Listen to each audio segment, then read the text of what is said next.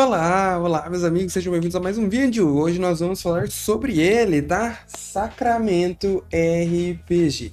Eu já trouxe aqui no canal para vocês um vídeo exclusivo mostrando em detalhes a edição física de Sacramento, tá? Para vocês verem aí como que ficou o livro. E trouxe também já um vídeo de ficha, ensinando vocês a fazer uma ficha. E esse vídeo de hoje, né, que é o Como Jogar Sacramento, em que eu vou explicar a mecânica de uma forma um pouco mais aprofundada, é bem importante que você tenha assistido lá o vídeo da ficha, porque lá eu explico conceitos como atributos, os atributos e as perícias, né, que aqui tem o nome de antecedentes e outros testes. Então, é bem legal que você tenha visto. Se você ainda não adquiriu o seu Sacramento RPG, usa o nosso cupom de desconto que está aparecendo aí embaixo para vocês, o cupom SCARAB. Ele vai te dar um descontinho na compra, ainda ajuda o canal, né, o melhor dos dois mundos. Já deixa o like, se inscreva no canal e principalmente comenta aí se você quer ver mais conteúdo de Sacramento RPG, que eu trago aí para vocês outras situações. Eu não sei se vai dar tempo de falar de combate nesse vídeo ainda, né? Eu vou ensinar toda a regra mecânica de rolagem de dados e tudo mais, as opções, mas talvez não dê para falar de combate nesse vídeo. Vamos ver como que a coisa vai se desenrolar. Se der tempo eu falo, senão fica para outro vídeo que eu prometo postar logo em seguida desse daqui, tá bom? Então deixa o like, muito obrigado, clica no botão seja membro, tá? Muito importante, a gente tem um grupo do WhatsApp agora exclusivo aí para membros. Muito obrigado a todos os membros do canal. Como que funcionam as regras de Sacramento RPG? O Sacramento ele é muito legal porque ele utiliza, galera, duas opções muito interessantes ali. Ele utiliza tanto dados quanto cartas, né? E ela vai ser importante para alguns testes dessas cartas, e você pode ou não utilizar. Você pode utilizar dados normalmente, mas se tiver um baralho aí de cartas, é interessante que você utilize, principalmente lá na parte dos combates, tá bom? Basicamente ele vai rolar no D6, tá? O D6 é o principal dado aí da história. Ele fala pra gente o seguinte, tá? Que aqui, primeira coisa, você precisa utilizar muito aí da criatividade e arbitrariedade. Então, ele é um sistema que leva muito em conta a fala dos jogadores. Então, muitas vezes o que os jogadores falarem ali pode ser acatado sem precisar rolar teste, mas quando precisar, o juiz, né, que é como eles chamam aqui o narrador, é quem vai decidir que tipo de teste será esse. Ele fala pra gente sobre os testes de antecedente, que são, quem viu aí o vídeo das fichas, né? Ele é bem importante nesse sentido. Os antecedentes são meio que as perícias, né, que o seu personagem tem. E aí você, dependendo do background do seu personagem, você vai ter alguns antecedentes ali ou não. E os testes de antecedente, eles vão ser utilizados para rolagens de dados, inclusive os jogadores podem falar, né? Eu tenho um antecedente aqui de medicina, será que não cabe para essa rolagem? Eu tenho o antecedente de negociação, acho que daria para eu utilizar aqui, né, que seria tipo um diplomacia. Então os jogadores, eles podem muito optar por isso. E aí o jogador ele vai rolar um D6 mais o bônus que ele tem de antecedente, tá? A regra é essa. E aí ele é dividido como os outros sistemas, né, em sucesso e fracasso. Por padrão, o número alvo, que eles chamam aqui, que seria a CD, né, ou o nível de dificuldade do teste, é 6. Então, por padrão, tá? O mestre, o juiz, ele pode aumentar esse valor ou diminuir, dependendo do teste que ele quer. Então, se o padrão é 6, você tirou, eles chamam de 6 número alvo, né? O CD é o número alvo, NA, como eles chamam aqui. Então, se você passa ali no teste com mais de 6, você rola o D6, deu 6, e aí você tem um de antecedente. Então, você conseguiu passar no teste, é um sucesso. Ou, se você falhar, se você tirar menos que 6, você tem um fracasso. E aí no fracasso ele vem sempre acompanhado de uma complicação. O juiz ele vai determinar qual vai ser essa complicação. Ou você tomou um dano fazendo aquilo, ou você teve, né, um fracasso que ao invés de elogiar alguém você criticou, e assim vai, né, e assim por diante. Então você tem essas situações. E existe no Sacramento uma opção muito legal que é o famoso forçar a rolagem. A gente encontra isso em outros sistemas também, como o Cthulhu, né? Tem uma parada assim que você pode forçar. O que significa forçar a rolagem?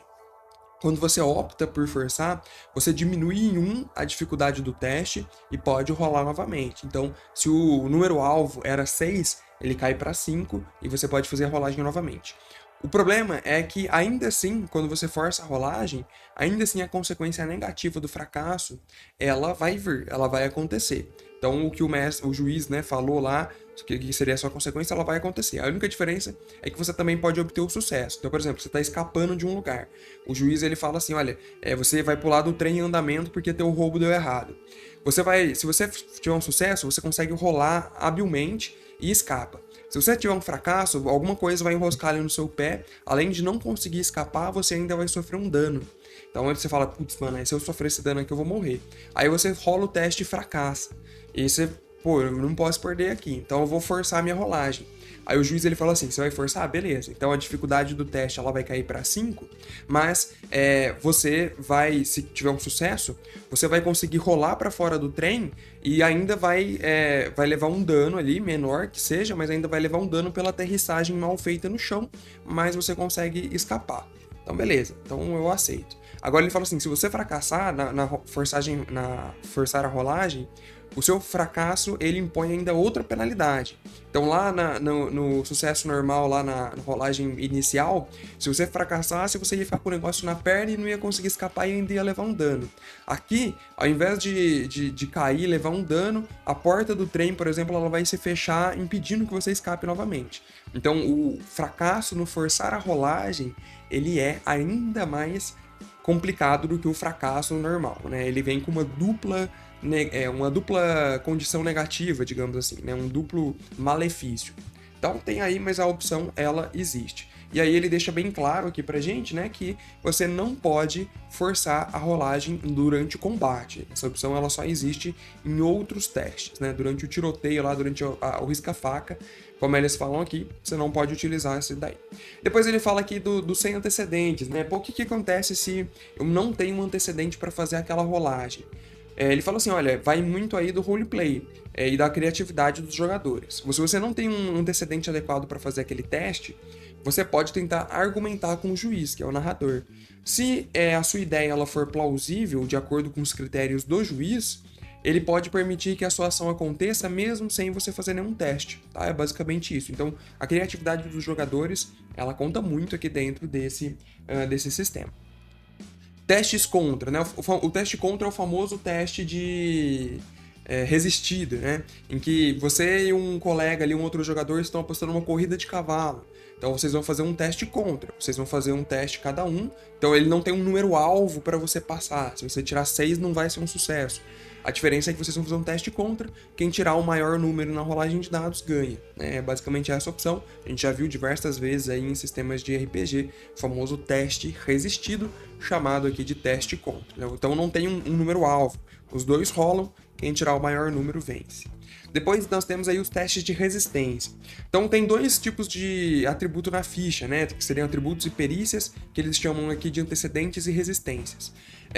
O teste, qual que é a diferença, né, aqui entre teste de antecedente e teste de resistência? O livro ele enfatiza muito isso. O teste de antecedente ele é o padrão do jogo. Se sempre estiver em situações em que o jogador ele opta por fazer uma ação, ele vai utilizar ali o teste de antecedente. Os testes de resistência eles vão vir quando o jogador ele não pode escolher, quando ele está reagindo a alguma coisa. Então, quando é um momento de tensão em que o personagem tem que agir rápido, pensar rápido, fazer alguma coisa urgente que não dá tempo dele pensar, ele não vai utilizar o teste de antecedente, mas sim os testes de resistência. Nós já falamos em detalhes lá no vídeo de como fazer a ficha de Sacramento, como que funciona aí teste de resistência e teste de antecedente, tá bom? Dá uma olhada lá, vai estar o link aí na descrição para vocês, inclusive. Então é basicamente isso. Quais são os testes de resistência, né? É o atributo ali de físico, né? Chamado físico, em que você vai ter que reagir rápido, vai ter que fazer um teste contra o calor, por exemplo. Você vai utilizar o teste de resistência do atributo físico. Tem o velocidade, que você vai utilizar ali como um reflexo. O seu personagem tem que esquivar. Tem um tiro vindo na direção dele, ele tem que esquivar rápido, sem ser numa ação de combate. Usa ali o teste de resistência do atributo velocidade. Intelecto é quando ele quer perceber alguma coisa rápido, né? Quando ele precisa sacar ali alguma coisa, uma pessoa tá mentindo, blefando, teste de intelecto rápido. E o coragem, né? Que tá aí para mostrar a confiança realmente do personagem, para mostrar a determinação dele mesmo quando ele tá na pior das situações, ajudar a manter a calma. É um teste de coragem, tá? É mais ou menos isso que significa. Temos a antecipação, tá? A antecipação é bem legal. Basicamente, ele fala assim que o antecipação ele é um recurso mais narrativo do juiz. Ele fala assim, olha, vocês acham um cocô de urso, é o exemplo que ele dá aqui, né? Quando estão caminhando ali para uma floresta. Esse daí já é uma antecipação para os personagens saberem que existe um urso pelas redondezas e a qualquer momento eles podem ser atacados. O antecipação ele é um recurso narrativo para o juiz alertar os jogadores de que a qualquer momento pode acontecer alguma coisa e, portanto, eles precisam estar alertas. É meio que isso. Quando o juiz ele faz algo assim, né, e os jogadores captarem e falar, então eu já vou ficar com a minha arma na mão, então eu já vou ficar vigilante aqui olhando para os lados. Isso faz com que vocês não precisem, né, os jogadores não precisem realizar um teste de resistência na hora que o urso aparecer, porque eles já vão estar preparados, tá? É basicamente isso. Teste de sorte, né? O sorte é bem legal ali porque você pode utilizar as cartas de baralho para isso. Então, em algumas situações ali você pode apostar, principalmente, né, em jogo mesmo, né? Ali no roleplay, quando eles estiverem jogando cartas, jogando bilhar, alguma coisa assim. Você vai utilizar ali um teste de sorte em que você vai utilizar um D6 se você não tiver o baralho. Se for um número par, é um teste de sorte positivo. Se for um número ímpar, você falhou no teste de sorte. Se for pela carta, né, você vai. Eles têm dois baralhos, né? Ele é dividido em preto e vermelho. Se você tirou uma carta preta, é um sim. E se você tirou uma carta vermelha, né, com uma negativa ali no teste de sorte. Então ele é utilizado ali nas situações que são bem incontroláveis mesmo. Então o jogador ele tá ou apostando alguma coisa, ou ele tá procurando itens, né? Ele abre um baú ali, será que ele vai encontrar uma coisa? Aí você faz um teste de sorte para ver se ele vai encontrar aquilo ou não. Tá bem simples também, mas e bem específico, né? Às vezes o narrador prefere nem acabar utilizando. Aqui embaixo ele fala sobre quando você usa antecedente ou resistência, eu já expliquei para vocês, né? O resistência é sempre para reagir e o antecedente é sempre para agir, né? Quando ele tem tempo de pensar, por assim dizer. Então é meio que essa a diferença ali deles. E aí a gente entra no combate, mas como eu falei, eu vou fazer em outro vídeo, né, que vai sair logo em seguida.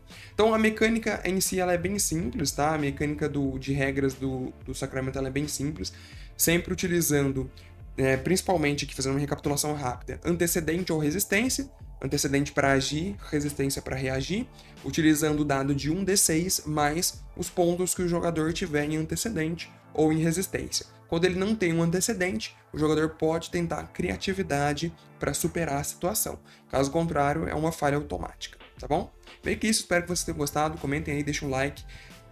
Se inscrevam, tá? Para pegar o vídeo de combate aí, que vai ser o próximo que vai sair, beleza? Espero que vocês tenham curtido. Muito obrigado, um abraço e tchau, valeu!